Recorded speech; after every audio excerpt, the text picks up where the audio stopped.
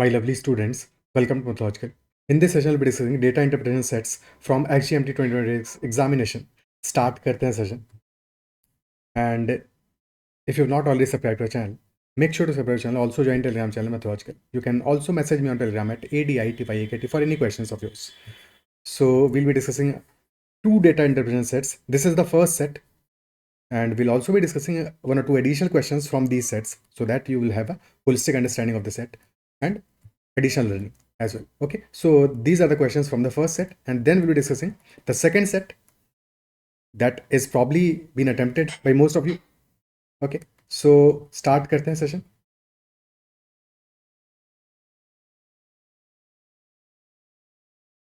So first set लेते हैं और start करते हैं. Okay, so first set is about a bar chart and a table. A bar chart is given, and bar chart gives the growth percentage in the number of households in middle class, middle category, upper middle category, and high income category in the four regions for the period between 1987-88 and 1994-95. तो हमें एक bar graph given है which is giving percentage growth in number of households for middle income category, upper middle income, and finally high income category. So we've been given the growths for all the regions, north region, south region, east region, and west region.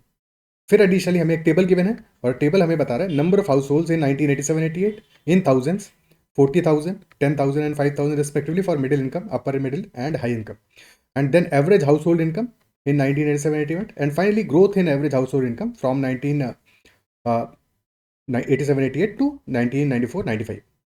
Okay, so this is the data given. अब यहाँ पे हमें क्या चीज़ें हैं जो कि given नहीं है, जो गिवन है वो तो दिख रहा है, बट क्या चीज़ें हैं जो कि गिवन नहीं है. हमें 4 regions are given, north, south, east and west, but nowhere it is mentioned कि what is the distribution of number of households in these regions. That is not mentioned. So हमें उस इंफॉर्मेशन के बिना इस question को कैसे solve करेंगे, depend करता है क्वेश्चन हमसे क्या पूछ रहा है. तो हर एक क्वेश्चन में वो डिपेंड करेगा, क्योंकि हमें इन्फॉर्मेशन गिवन नहीं है कि नॉर्थ रीजन में how many households are there, ठीक है, साउथ रीजन में how many households are there, that we have no idea. And फिर डिस्ट्रीब्यूशन क्या है वो भी we have no idea absolutely as of now. Which region showed the highest growth in number of households in all the income categories for the period? Can we determine this answer? Which region showed the highest growth in number of households? हमें number of households ही नहीं पता है, growth कैसे पता लगाएंगे, but पता लगा सकते हैं इस क्वेश्चन में. कैसे पता लगा सकते हैं? क्योंकि हमें डेटा गिवन है, उस डेटा को जो बार ग्राफ्स गिवन है उनको हम ऑब्जर्व जरूर कर सकते हैं, उस ऑब्जर्वेशन से शायद ये इन्फॉर्मेशन निकल जाए, because can not be determined वैसे भी ऑप्शन में गिवन नहीं है. ठीक है, सो एक बार टेस्ट कर लेते हैं. For example in the middle income category which region is growing highest, किस रीजन का ग्रोथ हाइएस्ट है? तो growth is highest for southern region. अच्छा, साउदर्न और नॉर्दर्न रीजन का growth is equal, but highest तो है साउथर्न का भी. ठीक है, साउथ रीजन का भी ग्रोथ हाइएस्ट है. Similarly you can see that for upper middle as well south region का growth is highest, and for high income as well south region का growth is highest. South region is growing with the highest percentage growth in all income categories, in middle income as well as upper middle income as well as high income category. तो irrespective of number of households in the south region, जब हर एक category में south region का growth highest है तो total growth भी south region का ही हाईएस्ट होगा. नंबर इंपॉर्टेंट नहीं है यहाँ पे, बिकॉज सारे रीजन्स में definitely south region is going with the highest percentage growth. That is why answer will be option B south. अगर करंट बिटमाइन आंसर गिवन भी होता तो भी हमारा आंसर साउथ होता, because in every category south region का ग्रोथ इज हाईएस्ट. अगर एक भी कैटेगरी में हाईएस्ट नहीं होता तब नंबर इंपॉर्टेंट हो जाते, उस केस में नंबर्स इंपॉर्टेंट हो जाते, नंबर ऑफ डिस्ट्रीब्यूशन इंपॉर्टेंट होता कि नंबर ऑफ हाउसहोल्ड्स कितने हैं साउथ रीजन में, उस पर्टिकुलर कैटेगरी में कितने हैं, तब तो डिपेंड करता हमारा आंसर, और हम कैन डिटरमाइन आंसर को टिक करते अगर गिवन होता तो. But definitely with this information, since in every category south region का percentage growth is highest, so definitely south region must be growing with the highest growth in number of households for sure. Okay, second question, what was the total household income in northern region for upper middle class? अब हमें चाहिए total household income. For that we need to know total number of households in upper middle class in northern region. We have no idea about it, so answer will be cannot be determined. कोई doubt नहीं है, answer हो जाएगा can not be determined. We can not determine the total household income in northern region for upper middle class without knowing कि actual में number of household हैं कितने. Isn't it so? क्या ये clear है? Additionally ये question ये भी नहीं बता रहा है कि ये पूछा है इसने 1987-88 के लिए या 1994-95 के लिए, तो that is also not given, तो can not be determined. Information given is incomplete, कोई कैलकुलेशन नहीं करना है यहाँ पे. Next question, what is the percentage increase in total number of households for the northern region upper middle over the given period? Percentage increase in total number of household for the northern region upper middle. Straight away हमें graph से लेके बस data put कर देना है। क्या है? Northern region upper middle, सो white वाला बार, दैट इज 200%। तो परसेंटेज इंक्रीज पूछा है विच इज 200% ऑनली, क्योंकि परसेंटेज ग्रोथ की बात कर रहा है। अगर पूछता है कितने टाइम्स हो गया है, तो if this was 100, so now there is increase of 200, it has become 300% of itself, but percentage increase will be 200% only. This can definitely be determined. यहाँ पे कैन डिटरमाइंड आंसर को टिक नहीं करना है, क्योंकि स्ट्रेट अवे डेटा है, सीधा सीधा डेटा है। Okay, next question, what was the average income of the high income group in 1987-88? Average income of the high income group. अब डिस्ट्रीब्यूशन वैसे भी इंपॉर्टेंट नहीं, क्योंकि टोटल पूछ रहा है हाई इनकम ग्रुप का average income, that is anyway mentioned average household income in 1987-88। Okay, so कितना है average income of the high income group in 1987-88? तो एवरेज हाउस होल्ड इनकम है ₹75,000। ठीक है, ₹75,000 है। इस क्वेश्चन में हालांकि थोड़ा सा डाइसी मामला है। वो डाइसी मामला क्या है? क्योंकि हमसे पूछा है average income of the high income group, average household income mention नहीं किया है यहाँ पे as such, so that is a concern. Otherwise option A should be the answer. ठीक है, थोड़ा सा डाइसी बस इस मामले में है कि एवरेज हाउस होल्ड इनकम नहीं पूछा है, एवरेज पर्सनल इनकम नहीं पूछा है, सो वी कैन नॉट से फॉर श्योर कि एग्जैक्टली ये क्वेश्चन हाई इनकम ग्रुप के बारे में बात कर रहा है। कि एक्सजीएमटी इसमें क्या आंसर लेगा? ये क्वेश्चन एग्जाम में आया था एक्सजीएमटी में कि नहीं आया था? ठीक है, बिकॉज अदरवाइज इस क्वेश्चन में थोड़ा सा ये मामला डाइसी है, क्योंकि लैंग्वेज कहीं फंसा रहा है।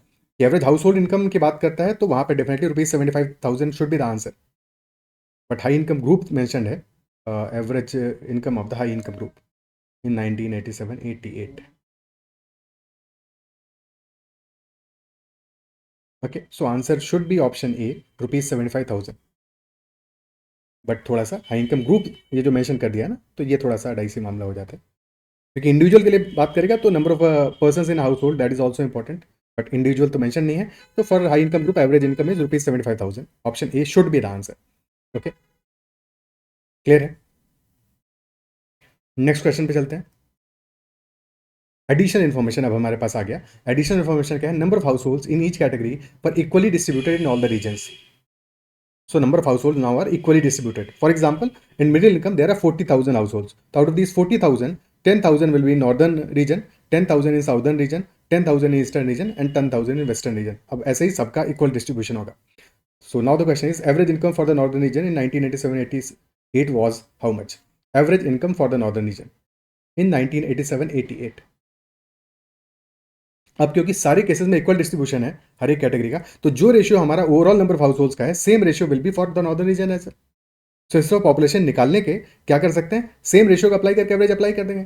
ठीक है, और 87-88 के लिए पूछ रहा है, तो इंक्रीज तो करनी नहीं है वो सैलरी, ऑलरेडी जो मेंशन है उसी के हिसाब से बात करते हैं। ठीक है, so 30,000 is the average salary for a middle income, 50,000 for upper middle, and 75,000 for the high income.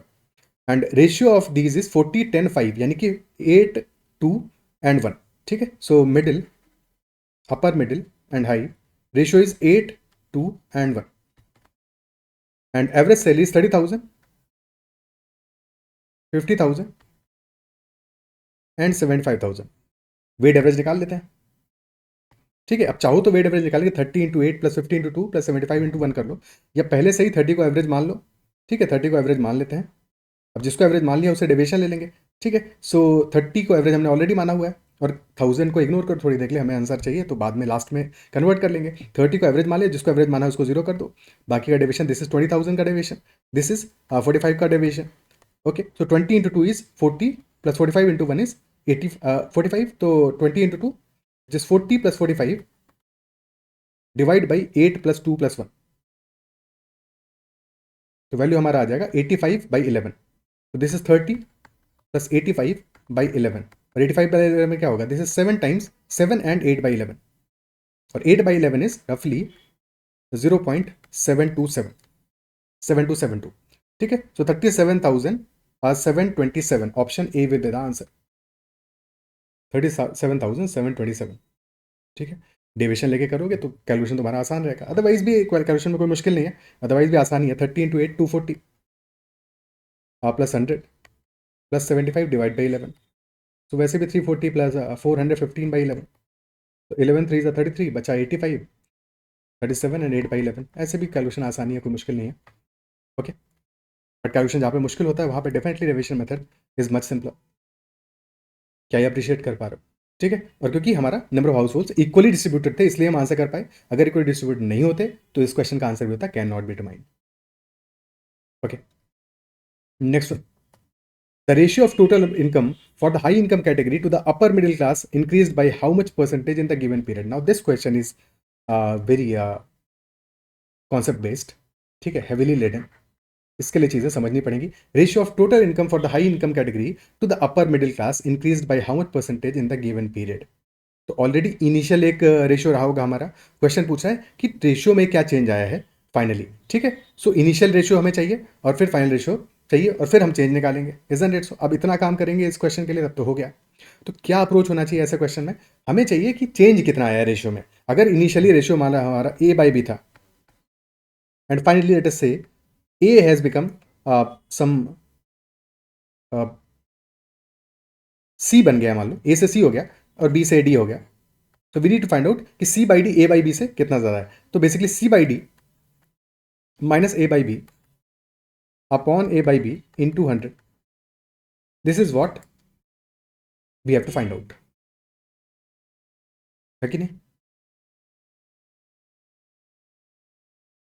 ठीक है, यही तो पता करना है। अब कैसे पता करेंगे? तो एक बात हम कर लेते हैं कि इनिशियली अपना जो रेशियो है उसको ए बाई बी मान लेते हैं। Let us say initially our ratio is A by B. हालांकि उसको निकाल भी सकते हैं, इनिशियल रेशियो निकालने में कोई मुश्किल नहीं है, बट उसको ए बाई बी मान लेते हैं। Let us say that is A by B और फिर उस पर चेंज ऑब्जर्व करेंगे कि चेंज क्या हो रहा है। तो initially the ratio is A by B, finally क्या क्या फर्क पड़ रहा है, अपने रेशियो पे चेंजेस क्यों पड़ेंगे? High income is in the numerator, upper middle is in the denominator, and we need to find out ratio of total income. So total income is dependent on two factors. First factor is number of households, number of households, and then second factor is average income, income average. So our average income is increasing for high income class by 90%, or for upper middle that is increasing by 60%. 90% से high income के लिए increase करेगा, 60% से upper middle के लिए increase करेगा। Second चीज हमें चाहिए नंबर ऑफ हाउस होल्ड कितने होंगे, तो उसका भी इंक्रीज के लिए हमें डेटा गिवन है इन द बार ग्राफ। और हमें पता है now we know that number of household in each category are equally distributed. अगर इक्वली डिस्ट्रीब्यूटेड नहीं होते तो अगेन हमारा आंसर होता can not be determined. But since number of households in each category are equally distributed, so we can take average of these percentage growths to find out average growth, average percentage growth. We'll be taking average of these percentage growths क्योंकि हमारा distribution equal है। अगर distribution unequal होता तब तो हमें पता लगाना पड़ता कि एग्जैक्टली नॉर्थ रीजन में कितना हाउस होल्ड्स हैं, साउथ में कितना है, ईस्ट में कितना है, वेस्ट में कितना है, अकॉर्डिंगली फिर ग्रोथ निकालते हैं, फिर अल्टीमेटली फाइनली एवरेज लेते हैं। ठीक है, बट यहाँ पे क्योंकि है all in all regions number of households is equally distributed in all categories, number of households in each category were equally distributed in all the regions. ठीक है, सो अगर इक्वल डिस्ट्रीब्यूशन है तो definitely फिर हमें वो problem नहीं है। हम स्ट्रेट अवे क्या करेंगे, इन परसेंटेज वैल्यूज का, यानी कि for high income we can find out average percentage growth of number of house holds.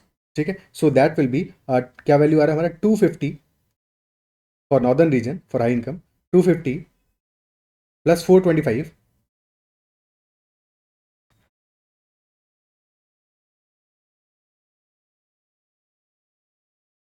Plus ये कितना आ रहा है 175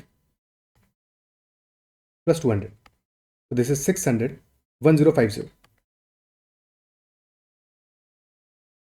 450, एक सेकेंड सही किया ना, 250 150 था लास्ट में, 200 नहीं था।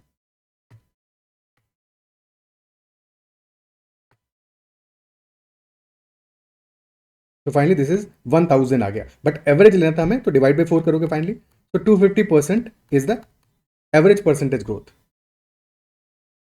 ठीक है, सो एवरेज परसेंटेज ग्रोथ आ गया हमारा 250%, बट ये ग्रोथ है तो 100% तो इनिशियली था, तो यानी कि फाइनली चेंज क्या हो गया, if population was 100 so now it will be 350, 100 plus 250, so now population will be 350 for high income households. Okay, so high income के लिए हमें वैल्यू मिल गया, total will be 350% of initial value. Okay, 350% of initial value. और similarly for upper middle क्या होगा change, वहां पे भी एवरेज लेंगे, तो 200 प्लस 340 540 प्लस 125, तो 540 प्लस 120 मान लेते हैं, 540 plus 120 is 660 plus 140 that is 800। तो 800 बाई 4 यानी कि 200% का इंक्रीज इज देयर। तो 100 इनिशियली था, तो now 100 plus 200 population will 300%।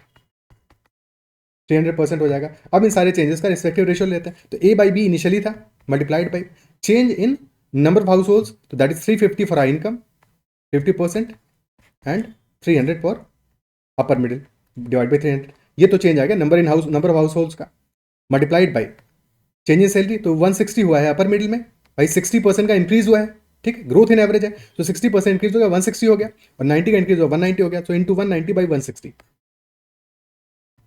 so this will be our value, okay, and this comes out to be 7 by 6 and 16 19 by 16। तो क्या रेशियो आ गया ultimately, 90 into 7 133 by 96 times A by B.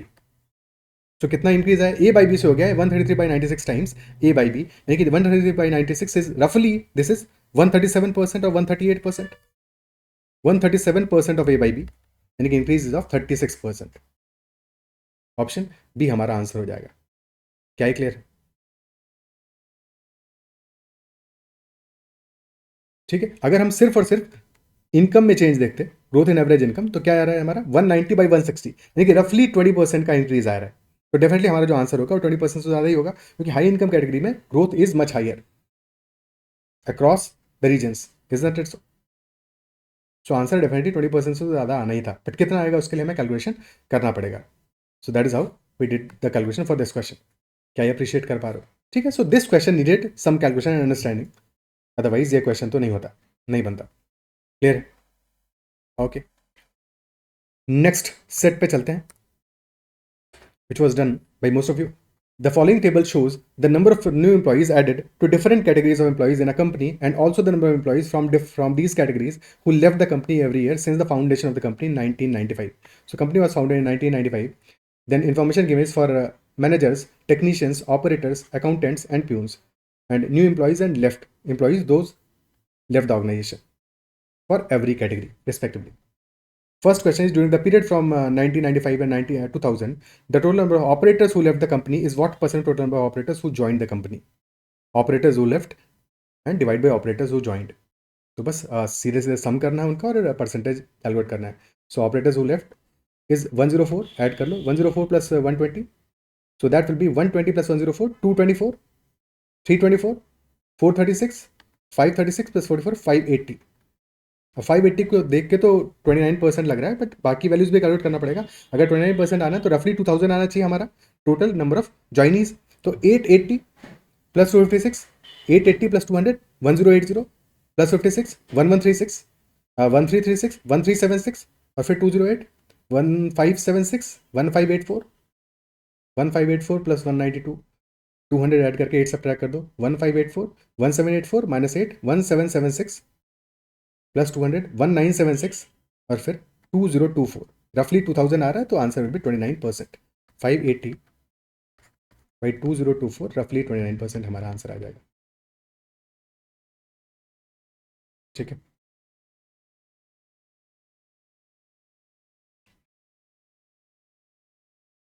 Okay भाई, यहाँ पे 1% कितना होगा? 1% विल बी 20, 30% विल बी 30% कितना आ जाएगा?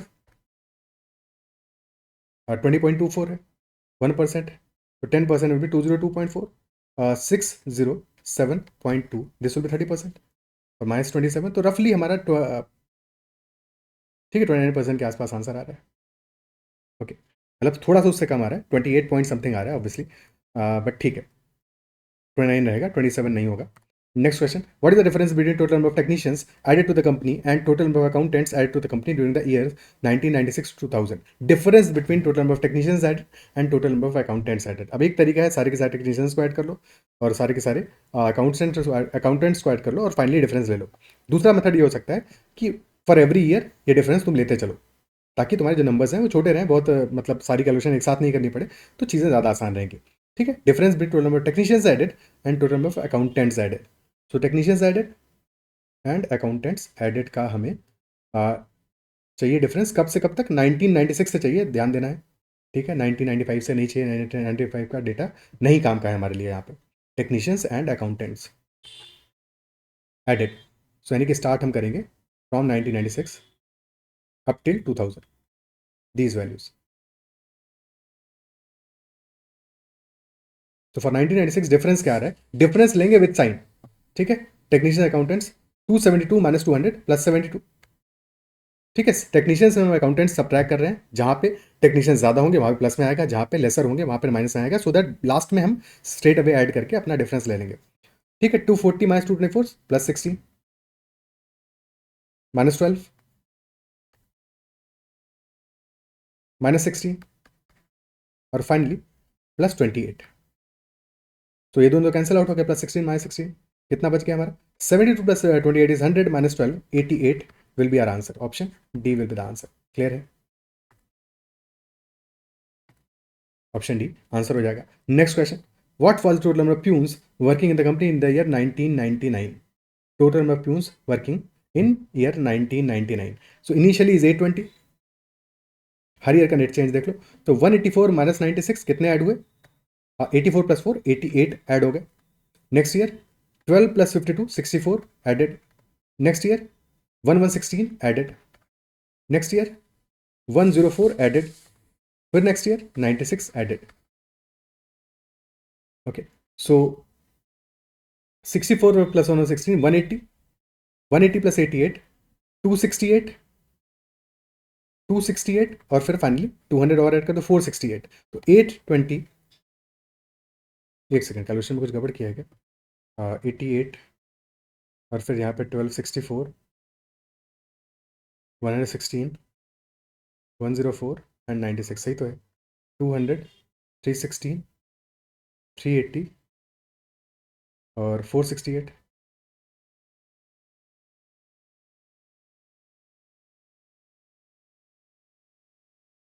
कहाँ पे गड़बड़ हो रही है,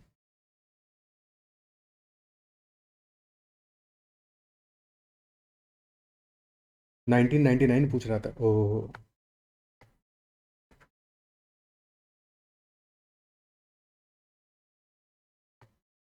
372,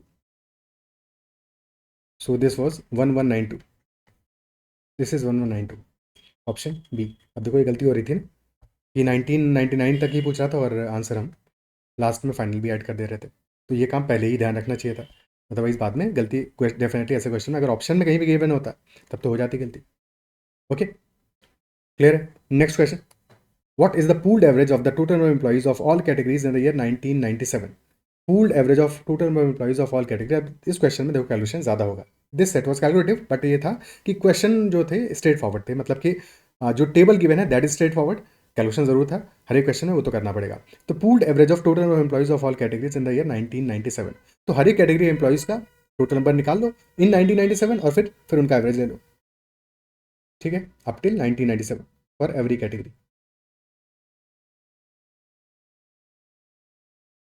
ओके, सो क्या वैल्यू आ रहा है मैनेजर्स का, 760 है प्लस 160, तो दैट विल बी 760 प्लस 160, ये वैल्यू आ जाएगा हमारा 920, और 920 प्लस, अब देखो एवरेज लेना, एक और बात जो समझ लेते हैं यहाँ पे कि हमें अल्टीमेटली क्या करना है, हमें एवरेज लेना है। एवरेज क्या आ रहा है, ऑप्शंस देखो, ऑप्शंस आ रहे हैं 1325 1195 1265 एंड 1235, यानी कि ऑप्शंस के बीच में गैप कितना है, 30 का गैप तो है ही मिनिमम, और अगर 30 का गैप है हम यहाँ पे एवरेज ले रहे हैं, तो अगर एवरेज में 30 का गैप आ रहा है और कितनी कैटेगरीज है, there are total 5 categories, 5 categories, तो अगर एवरेज में ऑप्शंस में 30 का गैप है यानी कि 30 इंटू 5 150 तक का हमारे पास लीवे है, यानी कि हमारे पास 30 40 हम थोड़ा बहुत अप्रोक्सीमेशन अपने इस क्वेश्चन की कैलकुलेशन में कर सकते हैं, यानी कि हमें बहुत ज़्यादा हार्ड एंड फास्ट नहीं होना है कि अपनी कैलकुलेशन कंप्लीटली एरर फ्री हो। बस अगर 5 10 15 का डिफरेंस हो, 5 10 15 का डिफरेंस हो ओवरऑल सम में, तो that will not be a problem, ठीक है। 20 30 का भी डिफरेंस होगा तो भी चलेगा, उससे ज़्यादा डिफरेंस नहीं होना चाहिए, यानी कि उतना अप्रॉक्सीमेशन हम अपनी कैलकुलेशन में रख सकते हैं, ठीक है। तो वो हमें ध्यान रखना है, अगर हम उतना अप्रॉक्सीमेशन रखेंगे तो हम सही आंसर तक पहुंच जाएंगे।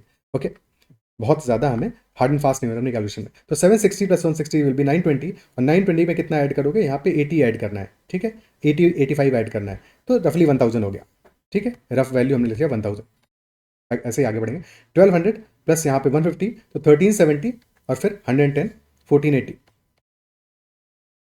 Okay, plus 880 plus 150, so that will be 980, 1030, or plus 120, 1150, plus 1160 plus 100, 1260, plus 120, 1380, plus 820 plus 90, तो 910 प्लस 60, 990 या 1000 मान लो, ठीक है। तो अब इनको ऐड कर दो, तो 1000, 2480, 3630, 4930 एंड 5010, तो रफली 6000 आ रहा है, रफली 6000 से थोड़ा सा कम ही आ रहा है। 6000 बाई 5 विल बी 1200, यानी कि option B will be the answer, 1195।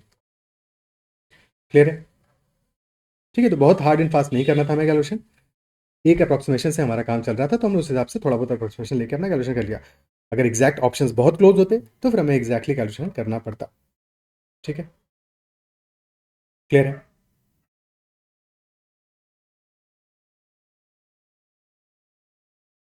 तब फिर हमें एग्जैक्ट कैलकुलेशन करना पड़ता हर एक कैटेगरी में, तो वो भी एक बार करना है तो करके देख सकते हैं, बट जरूरत नहीं था। तो 760 प्लस 160, यहाँ पे तो कोई दिक्कत नहीं, 920 आ ही रहा था। और फिर यहाँ पे हमें 79 प्लस 8 87, तो 920 प्लस 87, तो 1007 आता, प्लस 1200 प्लस 152, 1352, और फिर यहाँ पे 112, तो 1464, 1464।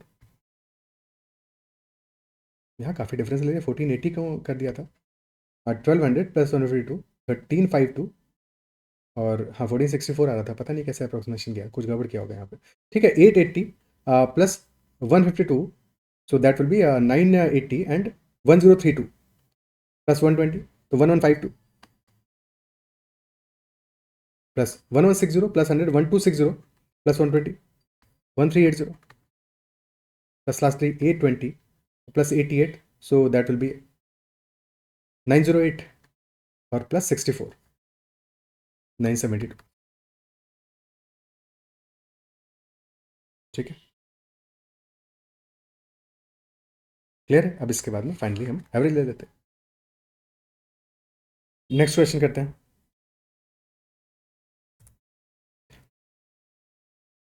So last question of this set, and this is the most calculative question of this particular set. Definitely exam conditions में ऐसा क्वेश्चन है तो उसको लास्ट के लिए रखोगे या फिर स्किप करोगे, ठीक है, इवन इफ तूने पूरा सेट किया है, बट ये क्वेश्चन सबसे ज़्यादा टाइम खाएगा, तो ऐसे क्वेश्चन को नहीं करना है। और यहाँ पे क्योंकि ऑप्शंस भी हमारे क्या दिए हैं, मैनेजर्स, टेक्नीशियंस, ऑपरेटर्स, अकाउंटेंट्स, तो ऑप्शन से भी नहीं जा सकते, हमें सारी कैलकुलेशन को अपना एग्जैक्ट ही करना पड़ेगा, अप्रॉक्सीमेट भी नहीं किया जा सकता। Okay, for which of the following categories the percentage increase in the number of employees working in the company from 1995 to 2000 was the maximum? For which of the following categories percentage increase in number of employees working in the company from 1995 to 2000 was maximum? तो हमें सबसे पहले तो हर एक category में अपने number of employees चाहिए, initial and finally, for every category, and then we can find out percentage increase. So managers के लिए इनिशियली 760, फाइनली क्या आएगा, फाइनली के लिए नेट इंक्रीज निकाल लेते हैं अपना, तो 160 plus 87, so that would be 247, 247 plus 60, 307 plus 88, 407 minus 12, so 395, 395 plus 97, so 492, so there is an increase of 492, 760 में 492 का इंक्रीज है। अच्छा, हमारे पास ऑप्शंस में मैनेजर्स हैं, टेक्नीशियंस हैं, ऑपरेटर्स, अकाउंटेंट्स हैं, तो प्यून्स के लिए कैलकुलेशन नहीं करना है बिकॉज वो ऑप्शन में भी नहीं है। टेक्नीशियंस में क्या इंक्रीज आया है, 152 प्लस 112, 264 प्लस 364 प्लस 40, 404, और फिर 156, 560, 560, और फिर यहाँ पे आ रहा है 176, तो 660 plus 76, 736 is the increase. 152, 272, 380, 460, 460, and finally 564. Next 100, 220, 320 plus 52, 372, 472, 472 plus 84, so 556, 556, 656, और 68, 664 and 60, 724, तो दीज आर द वैल्यूज, बस इन्हीं 4 कैटेगरी से निकालना है। 760 में 492 का इंक्रीज आया, तो for managers this is 492 by 760। For technicians this is 736 by 1200, जो कि रफली 60% है। टेक्नीशियंस के लिए क्या है, 12 6 72, तो रफली 61.33%। ओके, 720 प्लस 16 तो 61.33%। ऑपरेटर्स के लिए वैल्यू क्या है, 564 by 880, and for accountants this is 724 by 1160।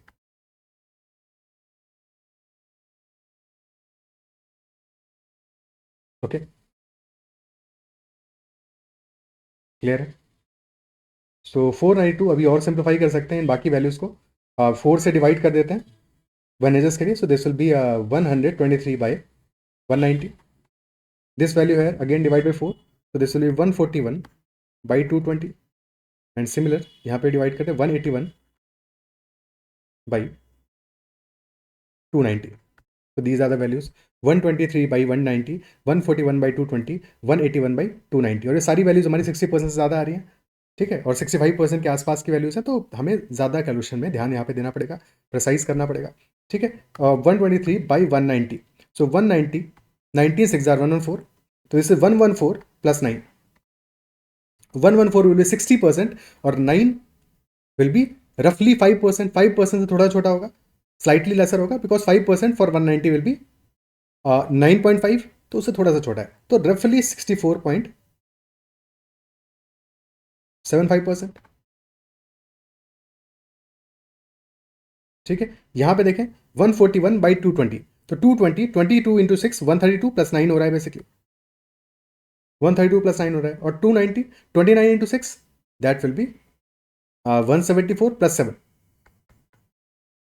7 हो रहा है, ठीक है। तो स्मॉलर परसेंटेज कहाँ पे आएगा, लार्जर परसेंटेज कहाँ पे आएगा, definitely largest percentage will be for managers, because यहाँ पे क्या है, दिस इज 114 प्लस 9, और 9 by 190 will be higher percentage than 9 by 220, क्योंकि डिनोमीटर हमारा यहाँ पे लार्जर है और यहाँ पे डिनोमीटर स्मॉलर है, न्यूमरेटर सेम है, ठीक है। बेसिकली ये पहला वाला वैल्यू क्या हो रहा है, 123 by 190, this is basically 60% plus 9 upon 190 for managers. और as far as operators are concerned, for operators this is 141 by 220, which is 132 by 220, which is 60% plus 9 by 220, so definitely 9 by 190 is greater than 9 by 220, तो operators को हमारा answer नहीं होगा। Similarly फिर यहाँ पे क्या है, दिस इज लास्ट वैल्यू हमारा अकाउंटेंट्स का, this is equal to 60% plus 7 by 290, तो दिस इज डेफिनेटली लेसर, तो हमारा answer will be managers, answer हमारा मैनेजर्स हो जाएगा। क्या है क्लियर,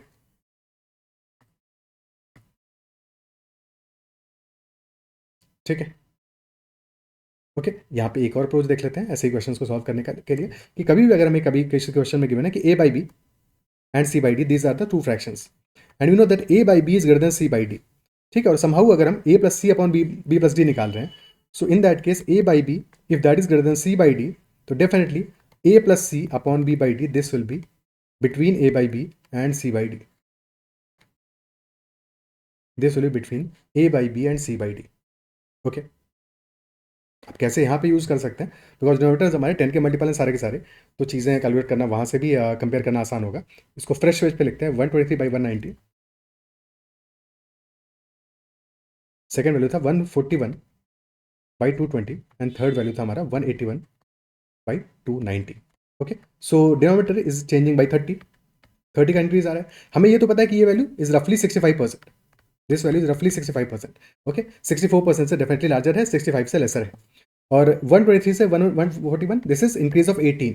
ओके, अब फोकस करो ऑन 18 एंड 30, बिकॉज जैसे हमने यहाँ पे देखा कि a by b, if a by b is greater than c by d, then a plus c by b plus d will be between them, ठीक है। So this is 18 by 30 which is 60%, ठीक है। This is a, this is b, this is c, this is d, तो 18 by 30 क्या है, 60% है। Comparison का तरीका बता रहा हूँ, इसको भी समझना तो बेटर लगेगा, ठीक है, चीज़ें बेटर समझ में आएगी। तो c बाई डी 60%, और 60% है c by d, a by b is definitely 65% larger than that, तो a plus c by b by d will be between them, like definitely in that case 123 by 190 and 18 by 30, तो इनके बीच का value होगा ये, isn't it so? और अगर बीच में value आ रहा है ये, तो डेफिनेटली लार्जर वैल्यू क्या है, 123 by 190 फॉर श्योर, क्लियर है। Similarly if you go from 141 to 181, there is increase of 40, और 220 से 290 में इंक्रीज आ रहा है हमारा 70 का, 40/70, दिस इज लेस देन 60%. तो यहाँ पे भी यही कहानी होगा, this will be larger than this value. Okay, so this will be our order.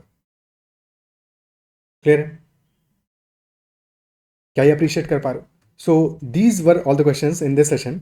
हमने 2 DI सेट डिस्कस कर लिए, और अभी बाकी DI सेट की इन्फॉर्मेशन मेरे पास है नहीं. जैसे ही इन्फॉर्मेशन आएगा, आई मीन कंप्लीट इन्फॉर्मेशन नहीं है, जो इन्फॉर्मेशन है उससे तो अपने पास सेट अवेलेबल नहीं है. सो इतना ही रखते हैं सेशन में. आई बिलीव जो भी डिस्कस है वो सारी बातें समझ में आई होंगी. ऑल्सो कमेंट कि तुमने कितने क्वेश्चन अटेम्प्ट किए थे एग्जाम में, और how many were accurate and correct. Okay, और किसी क्वेश्चन में तुमसे एरर हुआ है क्या, कैन नॉट रिमाइंड वाले क्वेश्चन में कहीं पे तुम फंसे, या इन्फॉर्मेशन को ढंग से रिकलेक्ट नहीं कर पाए, या इन्फॉर्मेशन को ढंग से एनालाइज नहीं कर पाए, also mention in the comments. That's all for this session. Best of luck for results, and take care, keep learning.